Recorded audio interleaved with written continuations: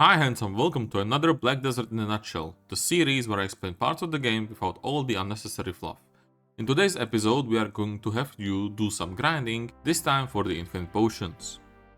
There are 2 infinite potions in the game, one for HP, the other for your other resource, whether it's mana, stamina or what have you, and both consist of 3 smaller pieces found in separate zones alongside some other knickknacks that you will need to grind for. You need either 100 pities for a given piece, or you can be lucky enough and drop the entire piece with the ancient modifier next to it, that will get you the piece as well. The first question you most likely have on your mind right now is, should I grind for the infinite potions or should I just buy them, since this is something that you can do? Ultimately, that the decision is going to be up to you. I do have a dedicated video on this topic if you want to check it out and see more in detail, but it's a bit older at this point so the numbers might not be entirely accurate. As a quick synopsis, the potions cost usually between 8 and 20 billion silver each, and the mana potion is always going to be more expensive. Looking at just EU right now, together they cost roughly 23 billion silver, so anywhere between 20 to 30 hours of grinding at a money spot depending on your gear and skill.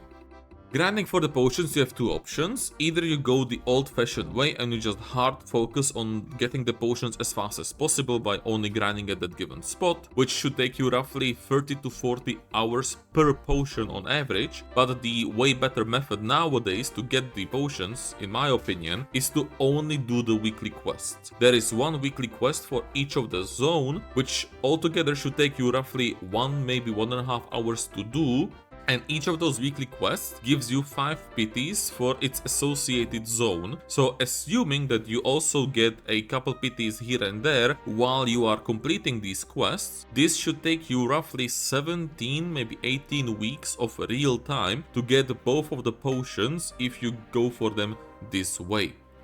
Neither of the potions are that essential to your progression nowadays anyway, in my opinion, so doing it in this way not only lets you progress towards other things you may want in your journey, but it also saves you a decent amount of money compared to if you were to just buy the potion from the center market, money that you can now use to buy something else, and even when you compare it to just grinding for the potions outright, it's going to be more efficient because none of the infinite potion spots are good money today, especially when you factor out the value of the potion pieces themselves. So you can just do your weeklies and then continue grinding Honglin base or whatever other money spot you prefer.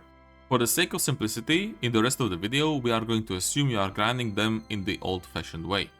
All of the spots needed for the potions are essentially one-shot. All you really need is Tuvala gear with basic crystals that look something like this. Since you one-shot most of the mobs anyway, your class should be something fast with low stamina usage and decently sized AoEs. Great classes for these spots are Musa, Meiwa, Berserker, Awakening Valkyrie, Succession Ranger, and Meigu. The consumables are also going to be basically the same in all of these spots. You don't need anything special, so something like this should be good enough, and we will talk about one spot that's a little bit different at the end. Now for some of the ground rules. With the pity system, every mob can drop you a pity piece, but only select mobs, different per each zone, can drop the full ancient piece. You can also get a pity piece from the Afuaru random encounter when you are grinding.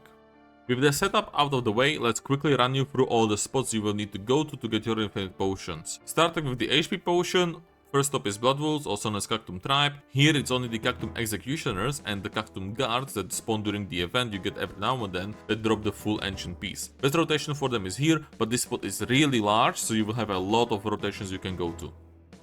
Second is Shereka Necropolis, which has 2 versions, night and day. During the day it's a regular spot where you get the full piece from Garut and Belkadas. It's also a pretty large zone, but the best rotations are here. During the night there are these statues that you need to interact with, and you need to give them 10 energy to spawn an elite boss. These have a higher chance to drop the pity piece by default, and I believe that every one of these statues can actually drop the full piece as well, but don't quote me on that. For the night spot, I would also recommend a tamer, since she can spawn 2 bosses at once using a clever timing on her dog, but you can also use a horse if you don't want to play a tamer. The last spot for the HP potion is Forest Tornaros or Two Fairy Forest.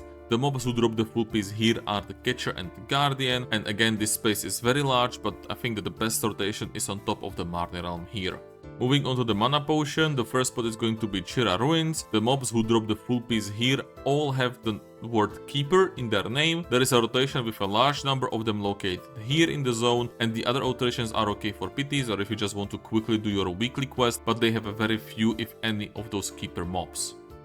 Next spot is Manshan Forest, which is in a similar boat. The only mobs who drop the full piece here are the Shaman and the Great Warrior. You can do a rotation that's mostly for them if you are feeling lucky, but my preferred rotations are here.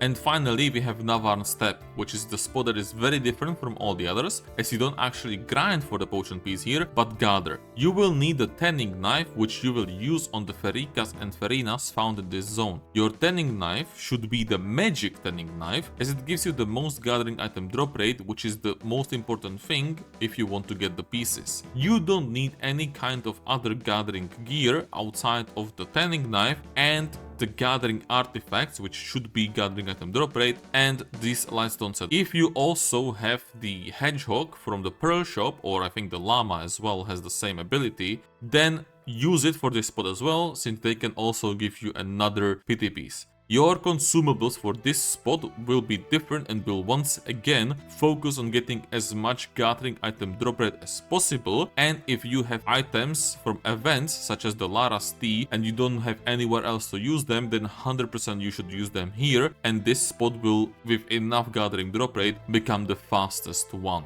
Alright, so that's the 6 original infinite potion spots done, but we also have Atanis Elements, which you can exchange for any one of the 6 pity pieces. I will not spend that much time on these spots because I do think they are largely outdated, but you can use them to substitute a spot you don't like, or simply for variety. These spots are also not made equal in their money or even the number of Atanis Elements that they drop, but you don't need to change that much here in terms of consumables or gear or anything else compared to the regular spots.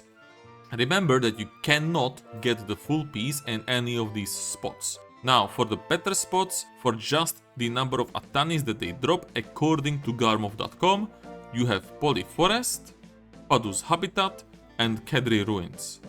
There is also Porti Cave and Crescent Shrine, which I think are decent spots, but that's because they are aggress efficient, so while they might not give you as many Atanis elements per hour as the other spots I just mentioned, they will compensate for it with more money. How worth that is today, I don't really know, but again, it's more variety.